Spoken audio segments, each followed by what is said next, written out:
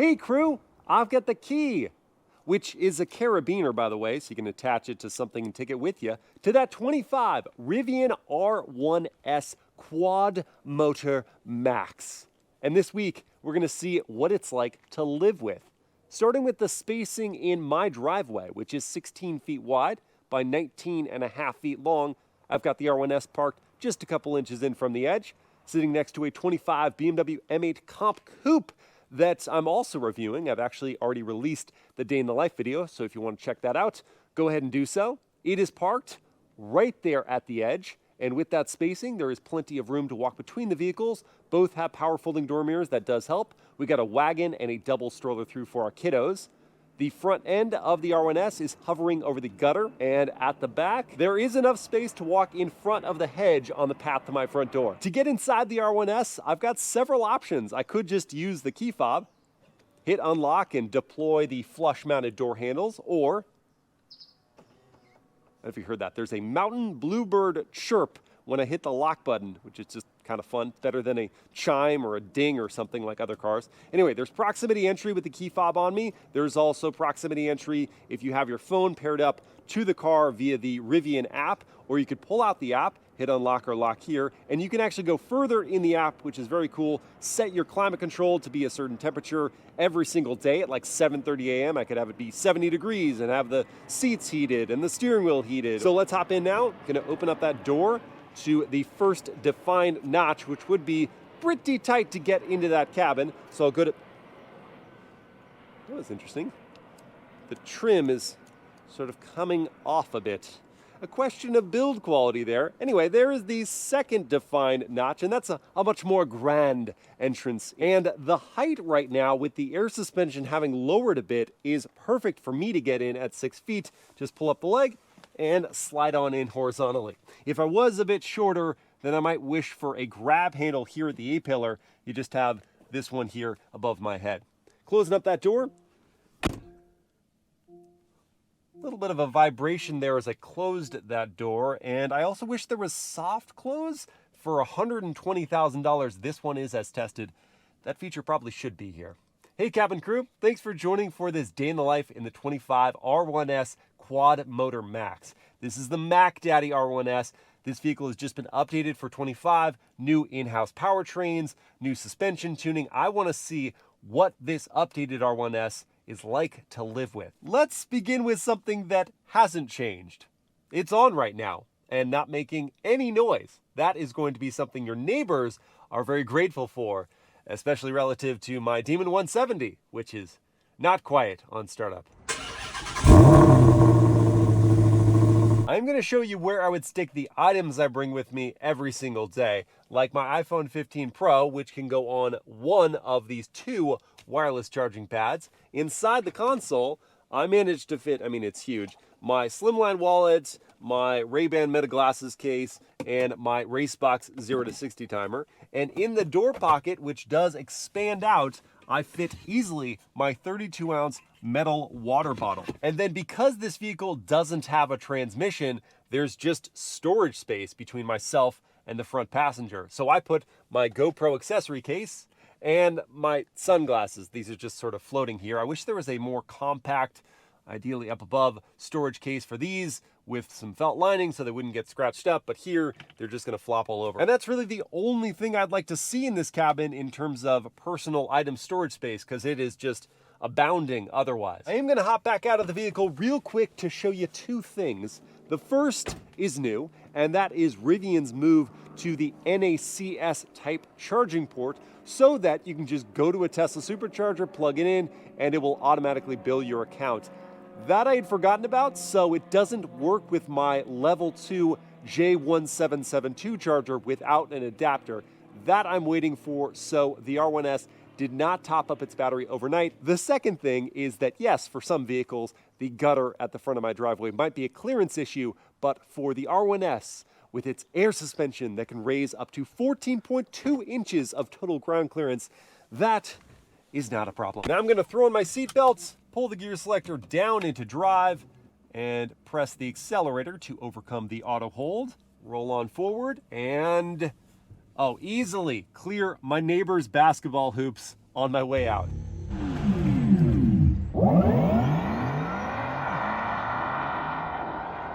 we go, 216 miles at 73% charge. That's the current estimated range, considering we are in the all-purpose drive mode and riding on all-terrain tires. Beginning my day in the R1S is very pleasant.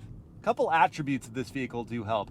The fact that it's an EV, and therefore silent, and the smoothness of the Blackwing. The smoothness of the acceleration is great as well. You can adjust the levels of regen braking easily, just going here to the vehicle settings, and I can dial that up or dial it down. I like the standard setting. It's pretty strong, but it's not jarring like the full-on high level is. And I also like that the R1S has seat and steering wheel heating, and both of those get hot very quickly. So the steering wheel heating, I do wish had some levels to it so I could just keep it on, warm the hands without torching them, but you don't get that. And the seats, goodness gracious, turn those down right away. And much as I am tempted to criticize the fact that I can't just adjust the tilt or telescope of the steering wheel with a physical control, or adjust the door mirror position with a physical control, I have to go into my settings, then choose those, and then use the little icons on the wheel. It's irritating, but it's a thing you kind of just do once, and then you can save it as a preset, so every time myself or mobile mama hop behind the wheel, she could just have that pulled up immediately, which would also just adjust by her putting her phone in the car if it was paired up to the vehicle. When it comes to your drive mode, you can either just leave it in one of the presets for on-road, like all-purpose, conserve, sport, or snow, or you can hit these little slider icons here and customize all of these settings. The accelerator response, the decel, aka the braking regen, the responsiveness of the brake pedal, how much heft you want to add to the steering. I mean, it goes on and on. Suspension tuning, the firmness of the adaptive dampers. You can get real finely tuned with it, and I like that. And the fact that I don't have to do that multiple times, I can just go back in and hit my custom preset, and all that's pulled up. Well, that's great too. This sort of goes without saying, but with the 1,050 horsepower and 1,198 pound-feet of torque that the quad motor now makes, gaining any amount of speed is just so easy. And that is at the restricted accelerator response of the preset I have. It's pushing back against my foot a little bit here, and yet it doesn't resist too much to adding crazy velocity. And this one is interesting to me because the last model year of R1S struggled a bit with the ride compliance issue, really just the tuning of the suspension in general. It was a bit sloppy. It could be compliant in most circumstances, but then it could just hit a pothole or become unsettled and lose all of its integrity. It was a bit unpredictable and not all that pleasant to drive. The refinements they have made for this new model year are pretty astounding. I just feel predictable responses, and when I say feel, I mean it has muted a lot of the road surface imperfection on its way into me, and the suspension just takes it all in stride. But how does the R1S handle emergency maneuvers? Something happens, you've got to panic steer around it and potentially panic brake in this vehicle. What are you going to experience? Let's find out. Oh no, this just happened. I've got to steer really hard. It understeered, but was stable, and then, I've got to brake! And it stopped. So what I felt there under braking was a not confidence-inspiring pedal. It sunk pretty much all the way to the floor, but we didn't get a ton of nosedive, and even on these all-terrain tires, which certainly contributed to a longer braking distance and more of the understeer that I felt back there, the R1S, with its weight super down low, didn't hesitate. This vehicle is going to keep you feeling safe whatever other traffic throws at you. Now, for more normal things that you'll do on a daily basis, like using the turn signal, what does it sound like? Oh, cool. Blind spot camera shows up. Very helpful. And there's a deep thumping noise that's almost like a heartbeat. I kind of like it. And what about the turning radius with the wheel fully turned? Oh, that's excellent. Without rear wheel steering, turning around like that is amazing and so helpful for maneuvering, not just in U-turns, but in parking lots. Let's say there's something you didn't need to panic steer around, or maybe couldn't, but you needed instead to honk at them. What would they hear?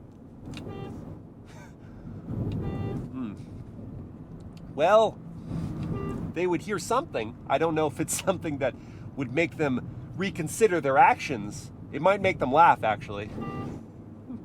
It's making me laugh. I required 2 things at this point in my day: lunch and coffee, which I didn't get this morning. But I don't want to get those alone, so I'm gonna go pick up my mom, who's in town, and see what she thinks of the R1S. Hey, Mom.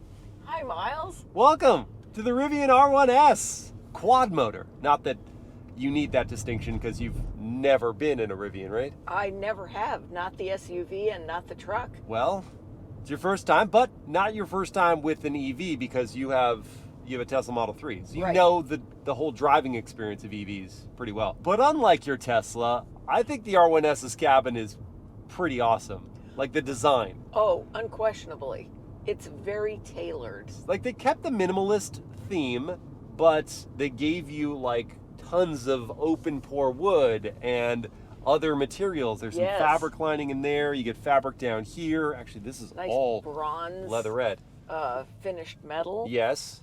Beautiful top stitching. Yeah. Did you even look at the floor mats? Those oh are my really gosh. cool. Oh, these are fantastic. They're plaid. Yes. They are plaid. They look like a high-end office or even a home. Yes. There's even a bit of plaid here on the side. You can't see yours, but you can see mine. Oh, yes. Side of the headrest that. has a touch of plaid. Eddie Bauer-esque. Mm-hmm. Certainly. And you even, like, the headliner is all in this suede material. Right. Feels rather upscale. Yeah. I think all the finishes are nice. So if I told you that this was $120,000, would you be like, not for this interior? Or would you think, it's okay? No. I think it's commensurate with the price. I agree. I mean, I can't even really point to a surface that looks like cost-cutting. Like there are some vehicles that it's so obvious where they've skimped out. And the seats, are the seats comfortable? I think they're comfy. Yes, very much so. You do like a firmer seat. Yes. So the fact that these are on the firmer side of cushioning, sometimes I prefer a little more squish to my seat. These don't have a lot of that, but the shape of them is ergonomic. And how do you feel about the ride? Does it ride smoothly to you? The ride is super comfortable. Yeah. I mean, very nice. I like even the height of this armrest. Feels really good. And from my perspective as the driver, the visibility, not even including the camera angles, is pretty good. Out over the hood, no problems there. The pillars aren't crazy thick. The C and D pillars with the headrest overlap can be blind spots. You have the blind spot monitoring, you have the little blind spot camera there, rear cross traffic alerts. No digital rear view mirror though. I think that's kind of a miss. Having this be a cutting edge vehicle, not having that cutting edge tech. Because, I mean, already with the headrests up, it's a bit of an issue obscuring my view. But you put people back there, you put stuff, you definitely can't see through. Do you use regen braking? Do you like it? I love it. I love it. Same.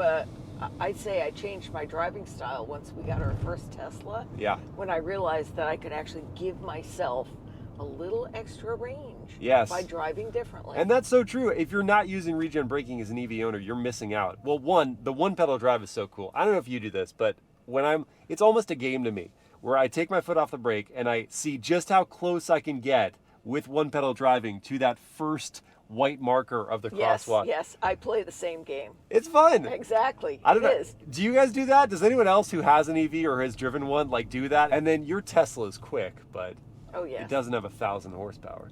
No, it does not. So it won't do this. Oh, blast off. Did you hear that electric motor? That was impressive. That was a very loud whine. And again. Oh, the hit of G-force is pretty strong. It's a good thing it is quick, because I wanted to get to lunch. Are you hungry? Yes, I am. Okay. Glad we're here. At the parlor. One of our favorites. Yes, indeed. And there is a space here, so I'm going to back in, see how we do here. Ooh, a little chirp from the all-terrains. Up in reverse. And that brings up the high-res cameras. Got trajectory lines, the bird's eye view. Makes it easy to maneuver into the center of the space. Oh, masterfully done. And we are here. Let's eat. All right. First, I need some coffee. Okay. Let's go to Rye Goods. Okay. Now that I have my coffee, we can go to the parlor. All right. Look at these salads. This is impressive. These are incredible. Wow. The grilled Nice chicken and the piece salami. of focaccia. Yeah. And no tomatoes for you. No tomatoes for me, never. My Yay. stomach does not agree with tomatoes, much like caffeine, which is why I got the decaf and drained it so quickly. All right, let's dig in. Dig in. Cheers. Chink chink. Lunch is good, but before I go drop you off at home, I needed to ask you what you think about how it looks on the outside, because you gave that favorable impression of the interior, but what do you think of the exterior? I always loved the silhouette of this vehicle. I agree. I was very excited when they started with trucks, of course. Yeah. I liked the truck. Yeah. But when I saw this, I said, oh, now you've got my attention. It's that classic boxy SUV thing, and Yes. I think they do it really well. I also really like how this comes up at a steep angle here. That's very functional, so it can do the off-roading and have that Sure. clearance, but it just looks like it means to go off-road, especially on the all-terrain tires. Yes. These look like the business. These tires are fantastic. And also this Quad Motor Max gets like blue accents for the brake calipers and for the backing of the Rivian badge, and it even gets this little Sasquatch guy here. Oh my gosh. Isn't that cute? It's the same guy that has the adorable. animations inside the cabin. Oh, I never noticed that. I love that. Now, the controversial part of the styling of the vehicle, which, I mean, it bothers me, I guess, a little bit, but I've gotten over it, is the oval headlights, which they did update now. Now they've got like bending beams. They've had this in Europe forever, where basically an oncoming vehicle, it won't have the lights high enough for them to see it, Okay. but it will have everything else illuminated. It's really cool tech that I think this is the first application. Rivian's the first one in the US to use this tech. Okay. So they look weird, but they're functional. I mean, I think they look weird. What do you think? I think they look fine, and I think if it's got that safety feature, Yeah. that's wonderful, because blinding oncoming traffic is never good. I give it thumbs up. Okay. Thanks, Mom. You're welcome. Okay, let's take you home. All right. Okay, I got the adapter, so I was able to charge up the R1S overnight, which is good because I want to start today off with a real-world 0 to 60 test. I've got my race box set up here to record. I've got 90% charge in the battery. Let's move into the sport drive mode and engage launch control. I hope I'm ready for this. Foot is on the brake, pinning the throttle. It is getting ready. It's ready. Letting it. Gosh! Oh my goodness gracious! 0 to 60 in 2.84 seconds. All-terrain tires, 6,800 pounds. Are you kidding me? The acceleration is just unbelievable. And as I experienced yesterday, it's not just from a dig, it's the mid-range too. So that, passing, for example, on the highway is never a concern. You want to move over lanes, you just sort of just teleport there. I want to go there. Now, I see a small gap. Oh, there we are. It's very disorienting. So that you think perhaps if you have another vehicle that it might also be able to pass where this one can pass. Move lanes when you think you can move lanes, and it just won't be possible. So just make sure you check yourself before you hop behind the wheel of something else. Now, I do want to see the range estimate if we were to just keep, well, it took down just 4% of range after the acceleration runs we've just had, and I drove a distance to get to this highway interval. But it says we've got 252 miles of range based on the sport drive mode. So if I go over here and move into conserve, and then go back into energy. Now it says 276. That's a really nice on-the-fly adjustment. So as you change your driving behavior, you can change your expectation for the actual range you'll be looking at. And speaking of the highway, I'm gonna quiet up for a minute and listen to the cabin volume at these speeds.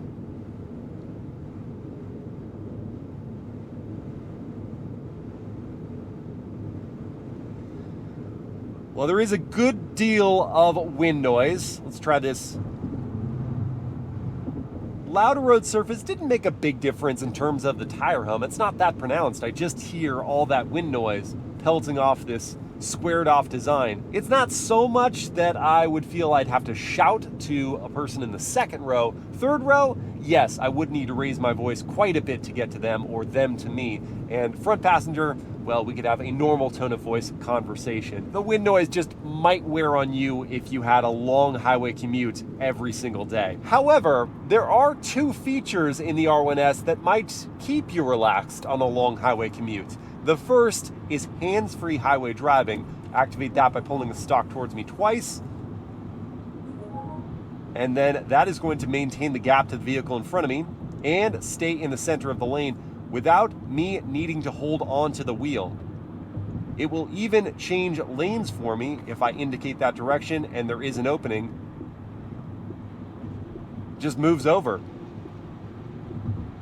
And I've found the system to work really well. Possibly even as good as GM's Super Cruise, which is my high watermark for these hands-free highway driving systems. It stays in the center of the lane on curves. It maintains that gap well. It communicates with messages over here about things to look forward to that are coming up or when I absolutely need to grab onto the wheel for a highway interchange. I'm impressed. And whether it's stop and go traffic like this or a long road trip, these features will be invaluable. The other feature that might put you in the right state of mind is Rivian's new premium audio system with Dolby Atmos. And I'd love to say we're about to listen to that via the wireless Apple CarPlay system, but Rivian doesn't have CarPlay, or Android Auto for that matter. It does have a new Chromecast or Google Cast or YouTube. It's one of the casts where it can take stuff from your phone and put it on the screen here. But for music, that doesn't really help me. So I'm just gonna have to go into, nope, that's the maps icon. There we go, music. And I've got my Bluetooth phone paired up. So I will start the tunes here. And I can use this scroll wheel to adjust the volume, which is less distracting. I think that's about 50% right there.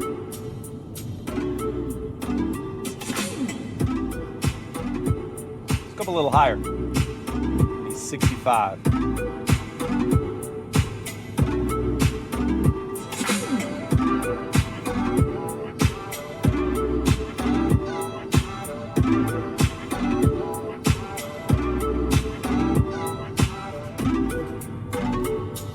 Well, I was enjoying that for a couple reasons. One, this is a very good road, and it's pretty fun to drive the R1S with that little theme music in the background. And two, this is a high quality sound system. As I did raise the volume a little bit more, there was a bit of distortion, some noise going on in the background, not as much clarity as at lower volume, but the balance was excellent. I had good bass, it was thumping in my chest, and the highs and mids were solid too. Plenty of wattage to block out all the outside noise, so this sound system gets the thumbs up from me. And now, with plenty of range left in the battery, I've arrived at a bit of an off-road playground to see how the Rivian handles this environment. So I need to switch my drive mode here.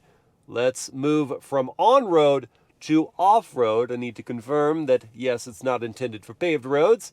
And then I can choose from these preset modes, or much like on-road, I could tune all the different settings to my liking. Let's begin in the all-terrain mode, which will raise up the air suspension. And then, as I propel forward, I'm going to be maxed at 20 miles per hour. This is great. No, it's not. I don't want to be in all-terrain mode. Really, I want to be in either the rally or the drift mode. If you go into drift mode, it is going to turn off the traction and stability control, or even in rally, you could do that by holding on this icon right here until it's disabled. So that is how I want to do things right now. The speed cap is gone. Let's pick up the pace. And what I want to see here is how well the suspension handles big ruts. Ooh, I heard that one.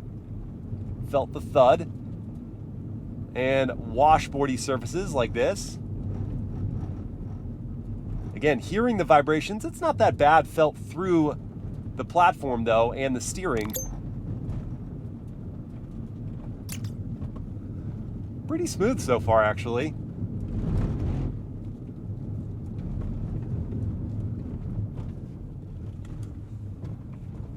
Some bigger undulations here. Oh, that sent the suspension out of whack a little bit, and I felt that through the seat into my back. Let's pick up the pace a little bit here now before I go to the brakes. Ooh, that is not confidence inspiring. Long stopping distance and a squishy pedal. Bit of oversteer there with some extra dollop of acceleration. Handled itself well with that, though not much in the way of steering feel. That was kind of an all visual correction. Coming back to the brakes. Oh, it just doesn't inspire a lot of confidence. And I know the tires aren't helping, but brake feel, the brake tuning is not the best. It's interesting. It's like the suspension can handle a moderate amount of chop on the road, but any big undulations definitely unsettle it. And it's interesting, the dynamics mid-corner, it like plows the nose a little bit and then it pushes the back end. It's not smooth in that transition side to side. Oh look, a bit of water. Should we go through slowly or with some momentum? You knew the answer to that. Let's try the drift mode. Deep into those brakes, come in, understeer. Yeah. What happened there? It completely cut the power, even though it said stability was off. I'm curious, trying that again in the rally mode with stability off, does it cut power like it did in drift mode? It certainly does not. Now, much as I enjoy wailing on an off-road oriented 1,000 horsepower EV SUV, this one seems like it might be better suited to lower speed, more technical maneuvers. So let's return to that all-terrain mode, raising up the air suspension to the highest level of 14.4 inches of ground clearance, and then attempt to scamper up this steep ascent. And now I want to pull up the camera system and switch up to the forward-facing view so that I can have a good look at the obstacles that are just ahead of me. I'm going to take the tougher line over here to the side because there's this very deep hole off to my left that I want to deliberately plunge into to see if the R1S has what it takes to avoid bottoming out first.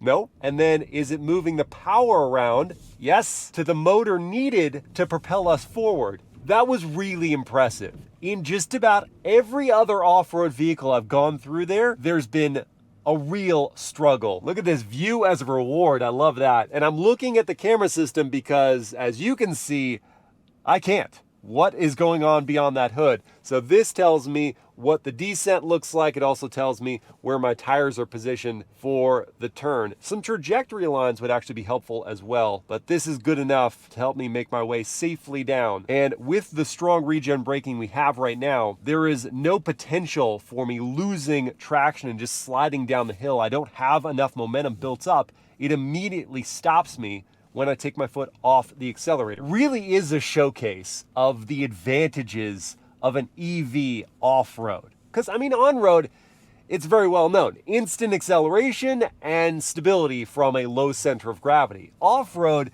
I think we're just really getting the picture here. You have that same instant power, but it's a benefit in terms of the fine-tuned throttle control and the ability to put that power precisely where you want it in fractions of a second without complex crawl ratios and gearing and locking differentials. It's amazing. Today, I want to dive into the practicality with a trip to Costco for the charity Families Forward.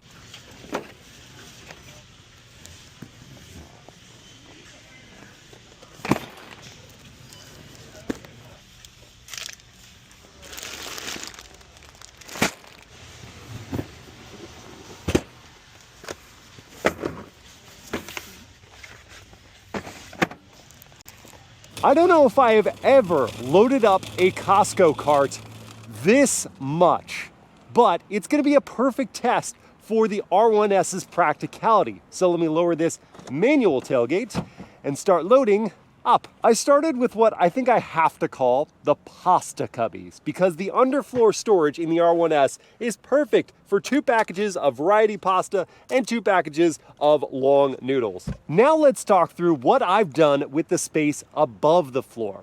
Couple things here. You can, of course, fold down the 3rd row seats. You've got a pair of power controls off to the side. However, if, like in my case, you have car seats in the 2nd row with those seats slid all the way back, then the power seats will refuse to move. You can override that by pulling on the levers and folding the seats down, but now let's presume you actually have car seats in the 3rd row, because there are lower latch anchors and top tethers back there. Even if that's the case, all of these items have been positioned back here without in any way compromising rearward visibility.